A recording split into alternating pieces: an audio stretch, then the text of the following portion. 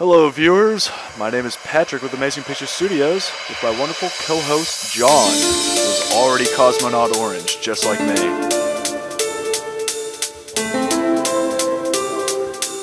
And this is the Laika Carrier.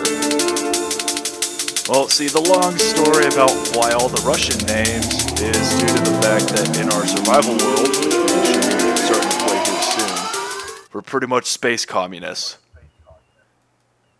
Because all the minerals goes to this state, the Laika. This thing is a nice carrier. Just kind of like the Orion carrier, it can hold a lot of ships because it's really big. But How many did we put on here? I don't know. I think we put on like at least 24, but there's room for a lot more. Yeah, we didn't even put one on the landing pad. Yeah.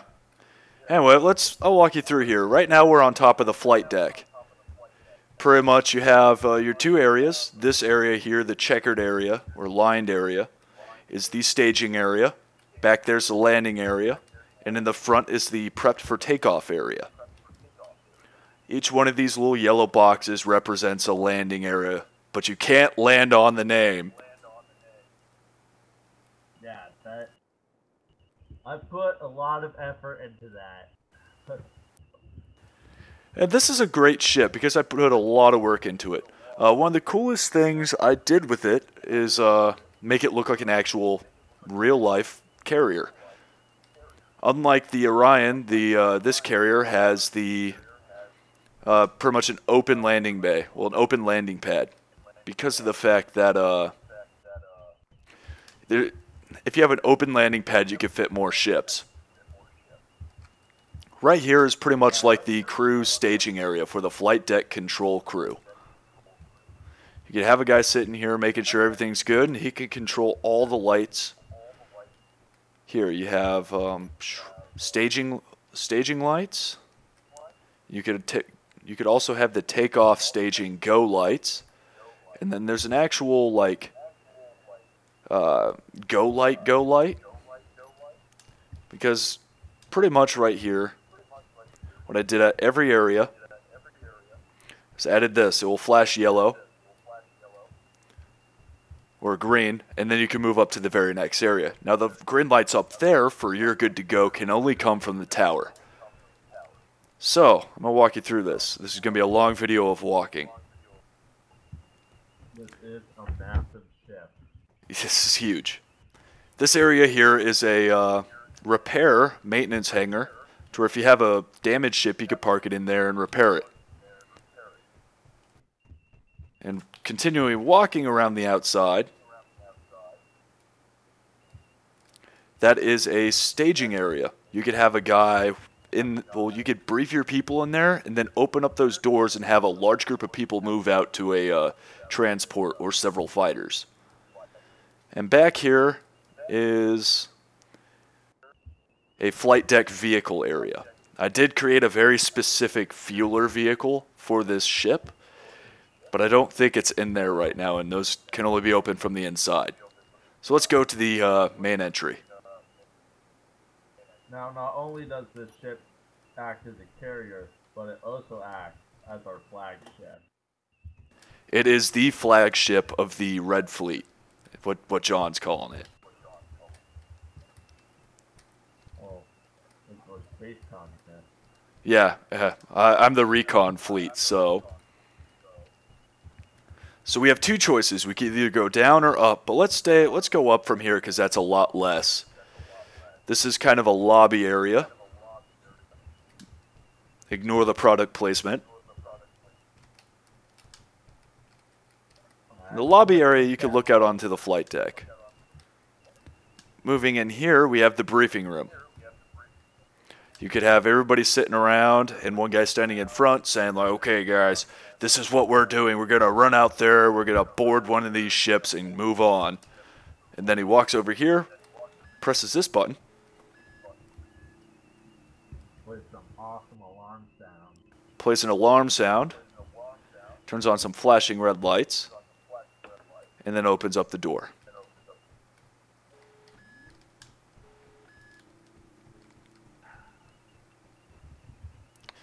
Moving into this room, we have the vehicle staging area. It looks like there's no fueling vehicles as of yet. But this makes the map so slow we're not using it just yet until Space Engineers fixes its multiplayer code. And maybe a few other things. I don't think we're synced right. Well, we're synced right now, but probably not for long. Yeah, for long. I'm only getting like 11 frames a second right now. It's actually kind of sad. I'm running at a solid 50. I would understand. Because I have a $3,000 desktop and you're running off of a $300 laptop. Good solid 60 FPS MLG. Is it like jittery for you right now though? Nope. Running smoothly. How the fuck? I need to take a look at this. I have great internet. Well, I'm the host, so it should be getting better than you. And in here we have the repair hangar. Pretty much you just land a ship and you wind up taking it in here and have them repair it. And the spawn area, since I always seem to spawn in this room. Oddly, I'm trying to figure out how to do the spawn options. We're going to go upstairs after this quick break. I'm just going to cut this out of here. I'm just going to mess with my settings real fast. Alright, so let's go upstairs. And that is a really shiny face. It's actually kind of scary. So going upstairs, we'll go up 2 flights of stairs here. And then you reach this area. This bulkhead goes outside. Well, that door goes outside. And this one takes you into these rooms, which are completely empty. But they're utility rooms, so you can put whatever you want in here. We ran out of things to put in room. Yeah. Community project for the comments. Comment on what you think I should do with these rooms. I think I have like 6 or something. Let me count. 1, 2, 3, 7. Yeah, 7 rooms. What should I do with those 7 rooms, community? Post it in the comments. Moving upstairs. That door goes to the landing pad. So I'm going to ignore it for now. I'm going to take you up here to the Flight Control Center. Now up here at Flight Control, we have a bunch of lights and doors and computer screens and all that crazy jazz. And this is where you control the flight deck. And you can also fly the ship from here. Wouldn't recommend it though. We have all different kinds of things for the ship. And that is the landing pad. And no, that is not a C. It is not a backward C. That is actually, you have to look at it from a different angle to see it. It is actually supposed to be the... It could either be a P or an S. It's a P. It's pa for landing in Russian.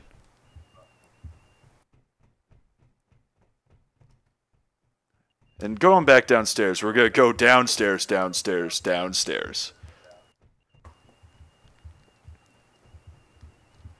There's a lot of walking in this ship just because of how big it is.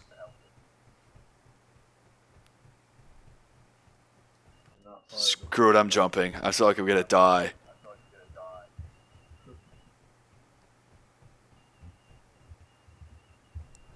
Alright, now this here is the stairs that takes you below deck, where everything is. And this is actually me and John's first co-op build, too. Full co-op. This is the staircase room.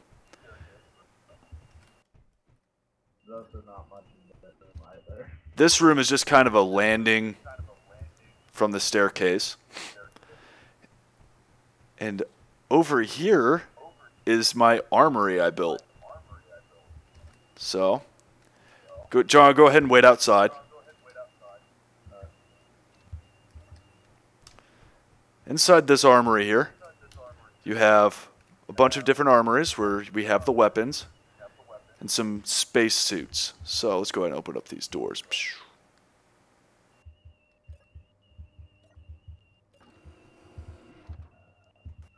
No, damn it. And that's how the armory works. You open up the window and some dude walks up and you give him the guns and then you close it on him. Or you slide through it sideways. So, John, which way should we go? I'll let you pick. I don't know. We're gonna have to go both ways eventually. So Let's go this way. Alright, so this is the medical area, where we have both the medical and the cryo rooms. This room is mirrored, so we're not doing the other half. It's mirrored, so we're only going to show you one half of it. John did most of this room. Well, John actually put the stuff in here. Here, you got your medical bay. Now, I really didn't like for this ship to have all the conveyors laying around, so I put edging all throughout it. Just to make it look nice. And it does look a lot nice. That, and if you really want to be an asshole, and you are invading this ship, you could use this area here to get the drop on your targets.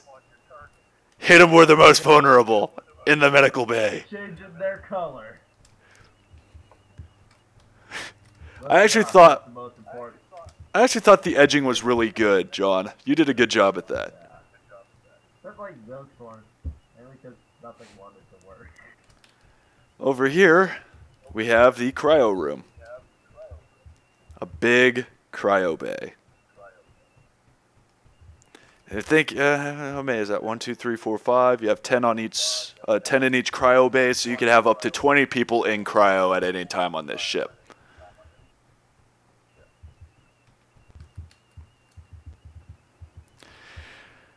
Yeah, I think I know what's behind this door, so John, go ahead and walk us through this.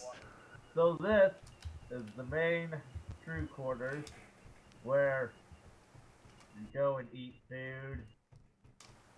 Those are just to kind of surround the gravity gen, make it look good. A lot of space coffee. Play some awesome whatever. Just like a bunch of games at once. And watch state-approved channels, TV.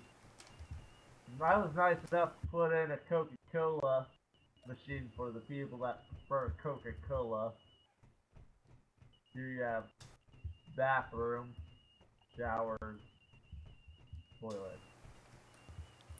You know, because with a crew of a lot of people, taking a shower is very important. I think it's different on this side. I think this is like one of the few rooms that isn't mirrored. I think I mirror it. Oh no, this is a laundry room. Washer machine. And showers. I think the shower in the washing machine room is only for like cleaning, kind of, while you're doing laundry. I think it's kind of weird, but okay.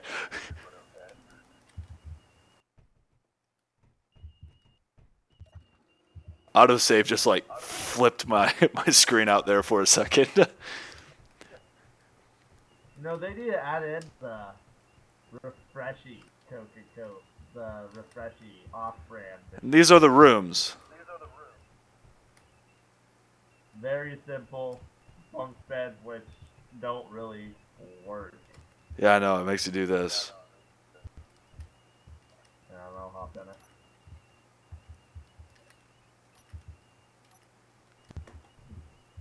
Go ahead. Yeah, he's like standing on top. Alright, go ahead. Go ahead and come out.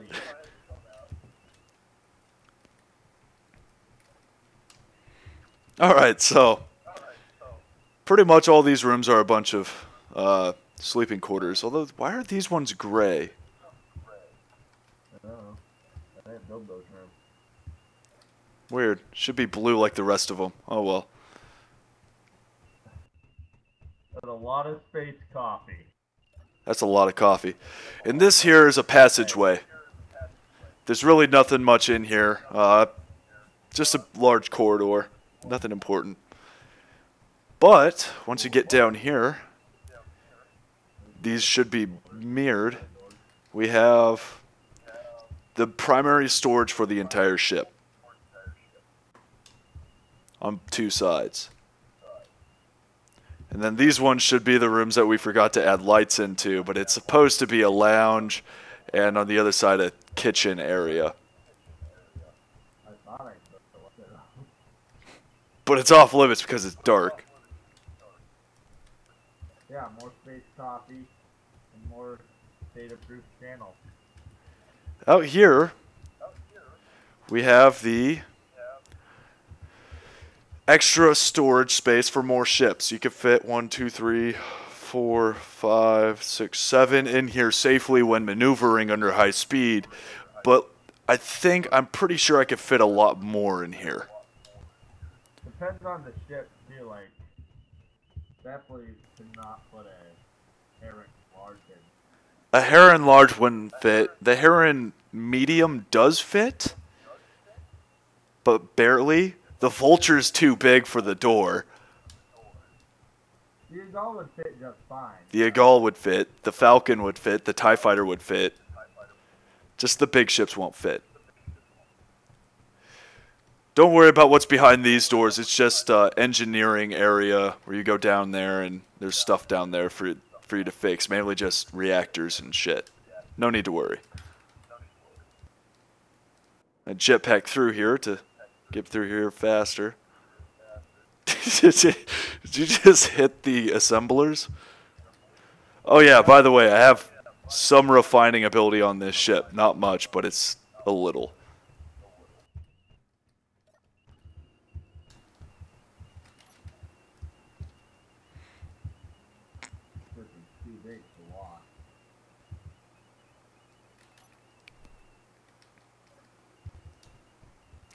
Now, I know what some of you are saying. Why not play on DirectX 11?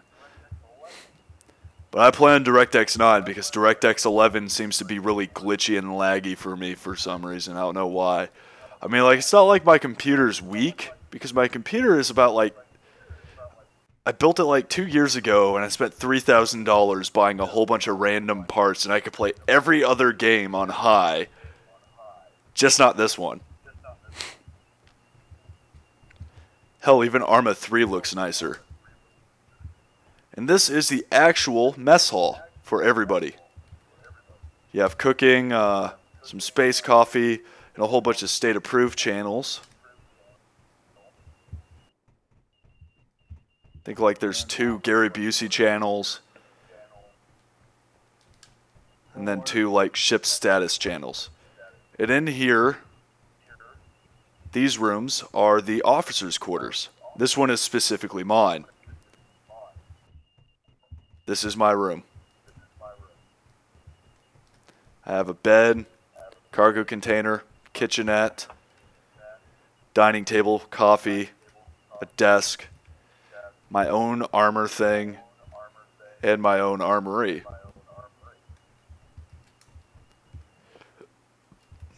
Autosave drops my frame rate.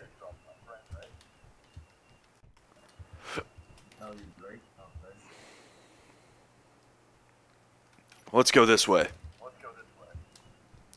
To the bridge. These are just like access corridors to get down below to the engineering, and there's nothing really that fancy about it. It's just a really crowded area where I put a lot of bullshit. And this is the bridge.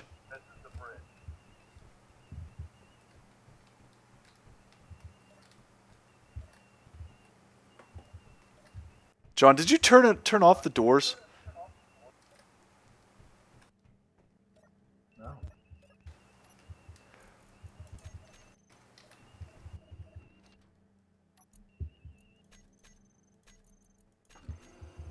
There we go. And this is the bridge. You have a lot of different areas for you to sit down and work at. Kind of looks like the Pillar of Autumn, to be honest. It actually kind of does. And then there's a lot of timer blocks. And this is where people fly the ship from. I'm going to go ahead and just fly it real fast. So pretty much I built it with only one story underneath, and then I have some orbital bombing capabilities with 5 230mm guns and 2 120mm guns facing downwards that you can control and bomb anything from orbit. So that way this thing doesn't have to touch down. Not like it can. It's too fucking big.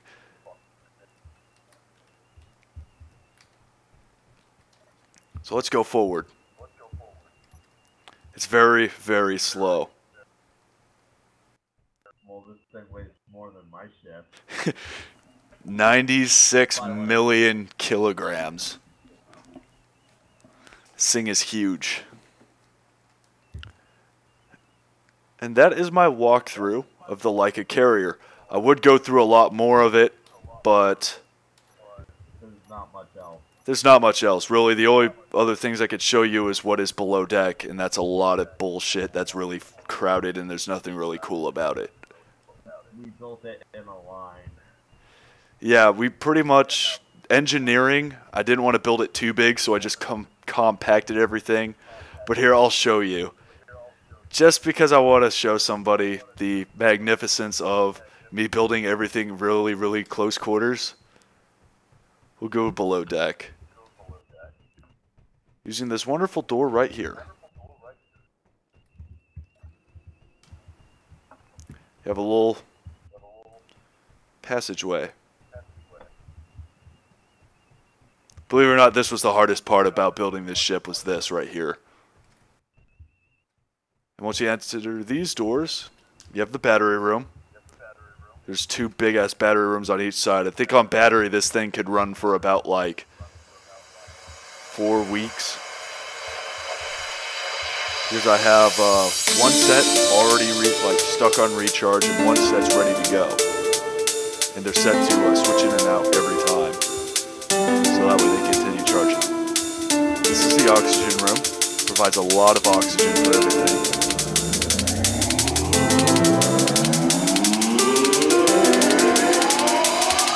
Gyro room. A lot of gyros. And then we have a lot of room. The ship is very big. It lags up the game too much for us to actually feasibly use it, but maybe, hopefully, Space Engineers might update where it fixes that.